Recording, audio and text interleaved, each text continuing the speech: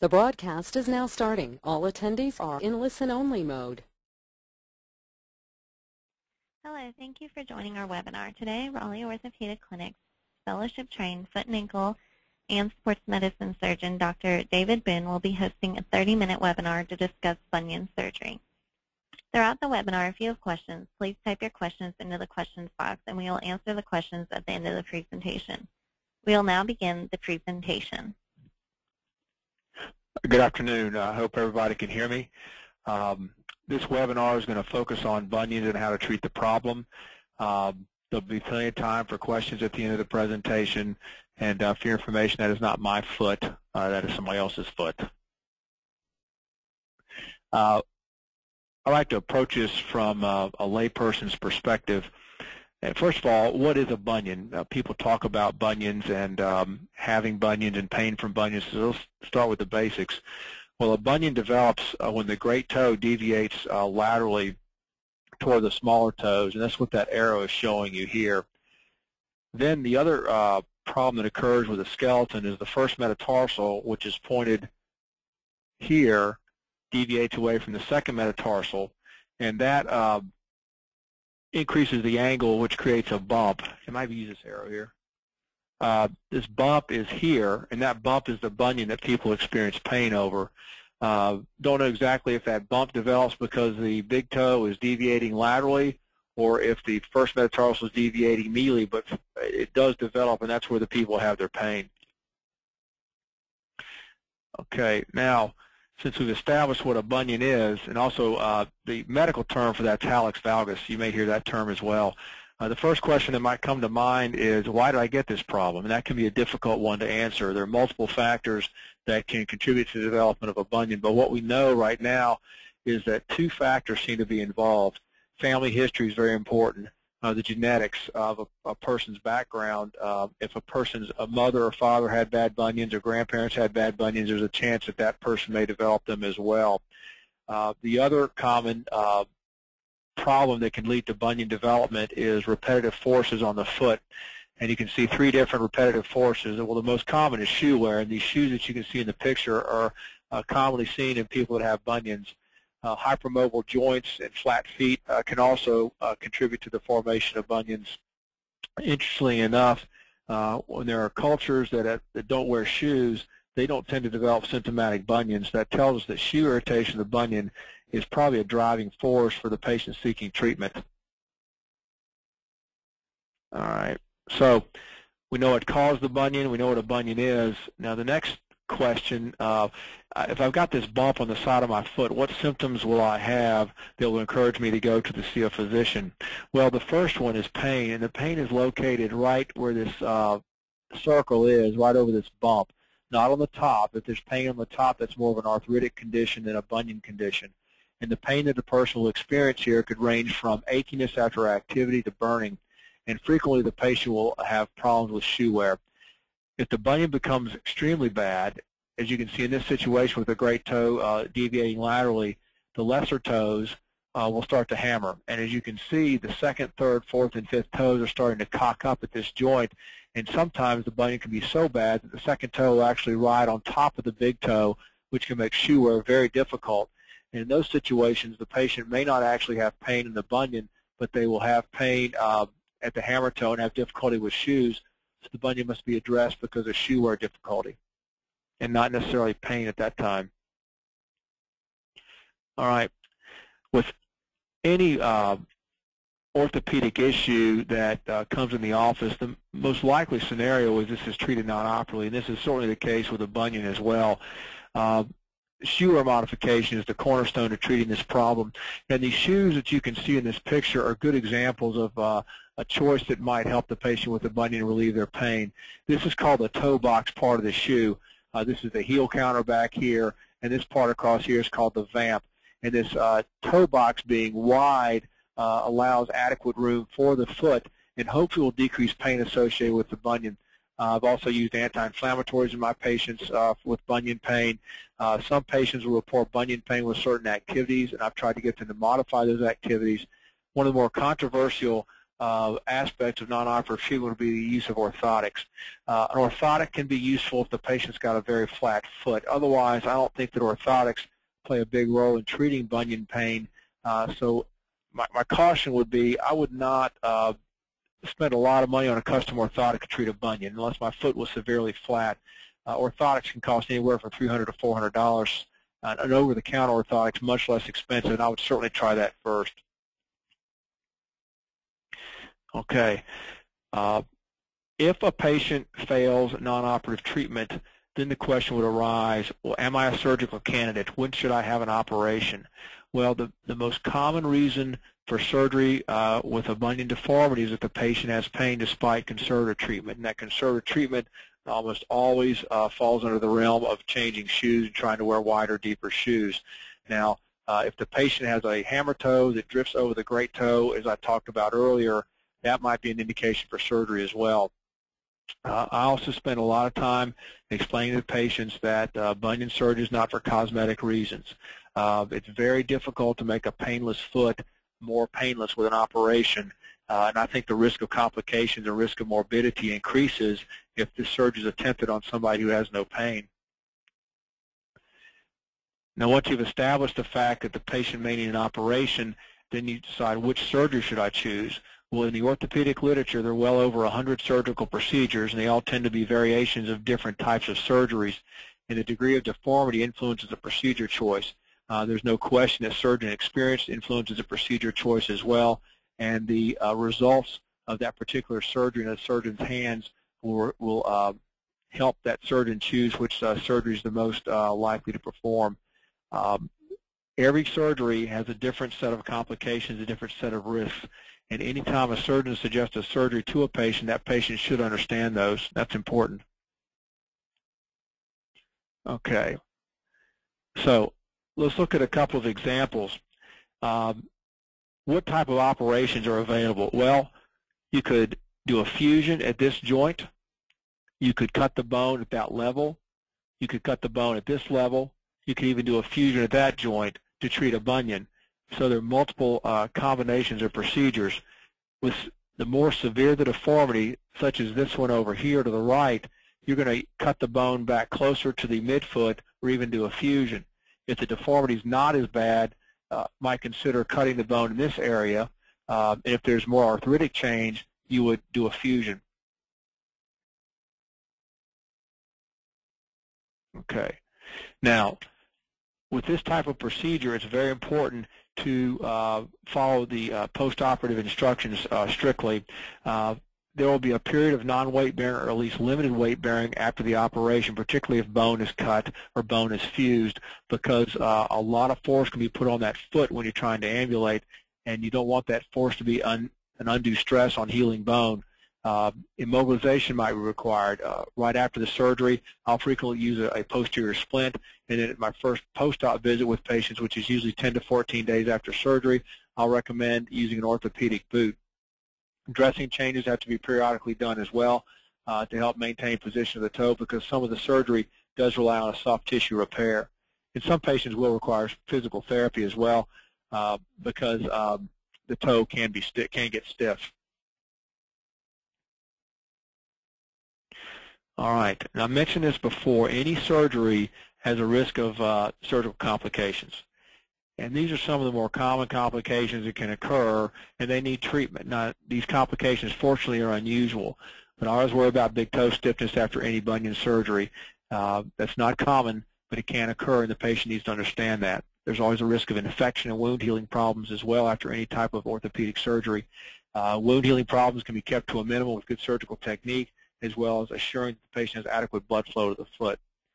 Any bunion surgery carries a risk of recurrence, but here again, that risk is kept low if the proper procedure is chosen and if the postoperative course is followed. And the final complication I get concerned about is bone healing issues. When bone is cut, there's no guarantee the bone will heal. It almost always does, so that risk is low, but it can occur. Okay. Now, let's give you some surgical examples from my practice. How do I treat bunions? Okay.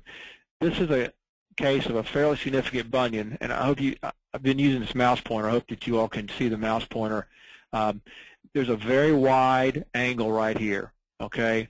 There's also a very large angle between the big toe and the first metatarsal, and this patient happened to have hammering of toes as well. She was having a lot of pain here. She wanted to maintain a physical activity level that was high. She was in her mid-50s. So she underwent an osteotomy of the first metatarsal where the bone was cut in this location. I used a device that allowed me to cut the bone in a circular fashion. I applied a plate and screws to fix it, and this is where she had some of the hammer toe work done. But the bunion that you can see is gone. The angle between the first and second metatarsals is also narrowed. Now, her post-op course is different from some others in that she was kept non-weight bearing for 6 to 8 weeks. She used a device called a knee scooter that is commonly used these days to help people unweight the foot. She was in a splint for 2 weeks that she could not remove. She then had dressing changes every 2 weeks until 6 weeks post-op and was in orthopedic boot during that period of time as well. Now here's another case. This case illustrates a more mild bunion. It also shows the angles that I draw that helps me decide which procedure to pick. The first metatarsal is here. The second metatarsal is here. This angle measured between 8 and 9 degrees, and the orthopedic literature tells us that 9 degrees or less is a common normal angle for a person's foot. The angle between the big toe and the first metatarsal measures about 22 degrees, and normals of 15. So this is a very mild bunion. So in this case, I don't have to cut the bone here. That's a more difficult operation. It also takes longer to heal. I can cut the bone closer to the joint, which was done here. This bone was cut in this location. I actually used a pin. This is a post-op x-ray from several months later. I actually used a pin to fix that. And as you can see, the bump is gone and the head's been shifted over to try to reduce the size of that angle. This patient had the pin in for 4 weeks. She was kept minimally weight-bearing for 6 weeks. Now back to that other patient with the plate and the screws, you may ask, well, do you leave those in? And those are left in unless it bothers the patient, and I've not had to take plates and screws out so far. All right. So what are some take-home points with this webinar?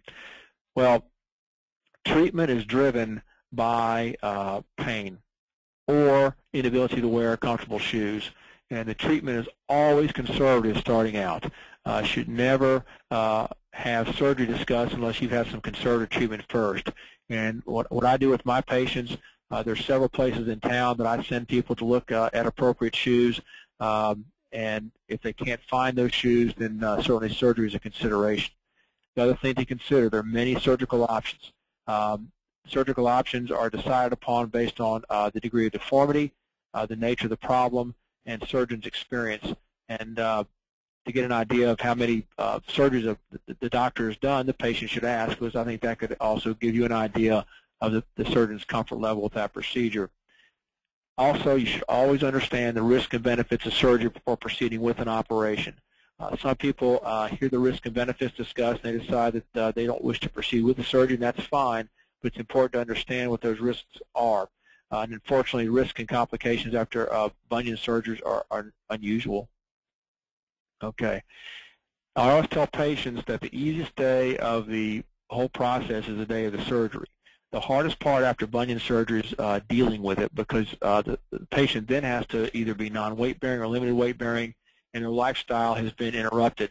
And so it's very important to understand the post-op care and what would be expected of you as the patient after the surgery.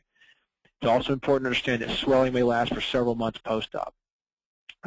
I've seen patients have swelling up to a year post-op, and it's not uncommon to hear a patient say, well, the foot's healed, everything looks great, but I can't get my foot in a shoe because of the swelling. I've used compression stockings to help with that in the past, and over time that will get better.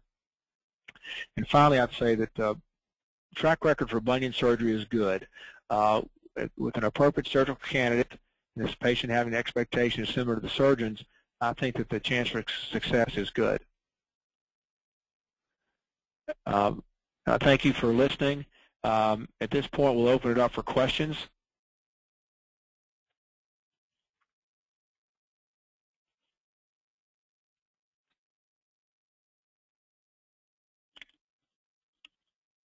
Thank you, Dr. Boone, for the informative presentation. We will now take questions from the audience, and if you'll just type your questions into the questions box, Dr. Boone will begin answering your questions.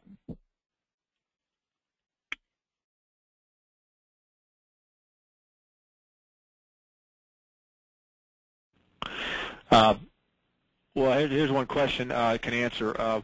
If I have surgery, what type of anesthesia will be used for my bunion surgery? Usually a general anesthetic is used, but a spinal anesthetic can also be used. I know that regional nerve blocks are done, and there's some advantages and disadvantages of that type of choice for anesthesia. I generally try to rely on general anesthetic or spinal anesthetic for my patients.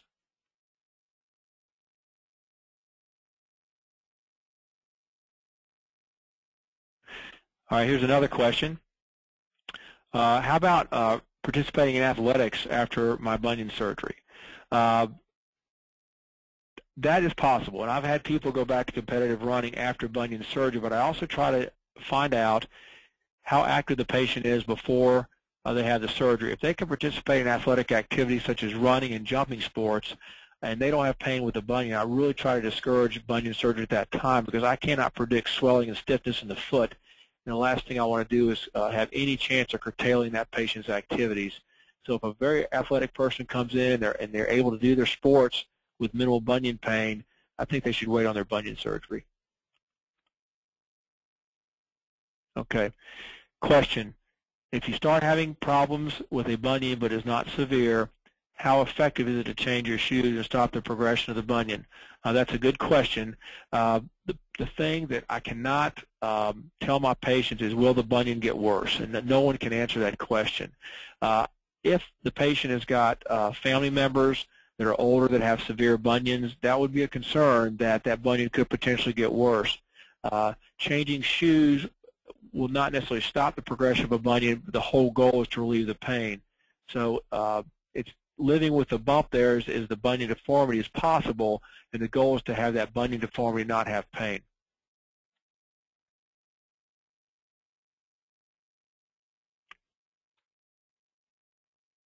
All right, here's another question. Are there certain types of shoes that I would recommend? Well, I tell my patients there's no magic shoe brand that helps every person, but certain shoes such as Dansko's, Clark's, and Merrell's are known for their roominess. And I've got several places in town that I will recommend that patients go to look at shoes because I think those places know what they're doing in terms of fitting shoes. And I think that the patient will then get a better idea if changing shoes will help.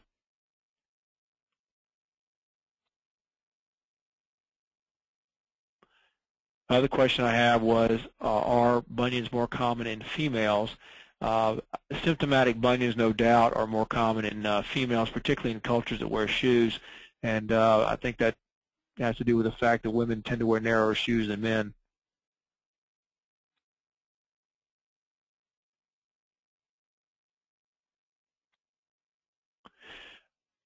Other question is, how long does non-operative treatment last? I think that if the patient makes a real diligent effort at looking at shoes and trying to change their shoe wear, 4 to 6 weeks pass and they can't find an appropriate shoe or continue to have pain, and I feel that surgery is a reasonable alternative at that time.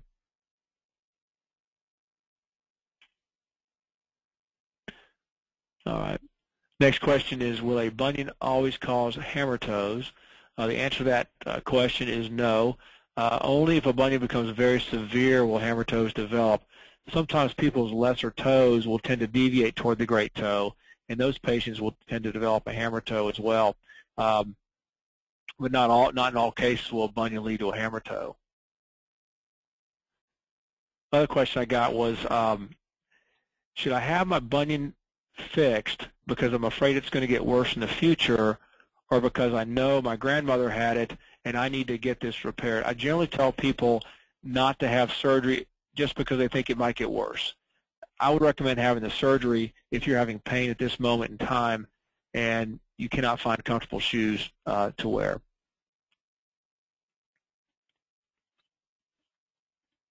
Thank you again, Dr. Boone. Thank you for attending.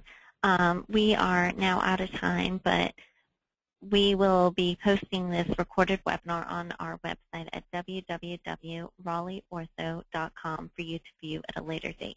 Thank you again and have a good afternoon.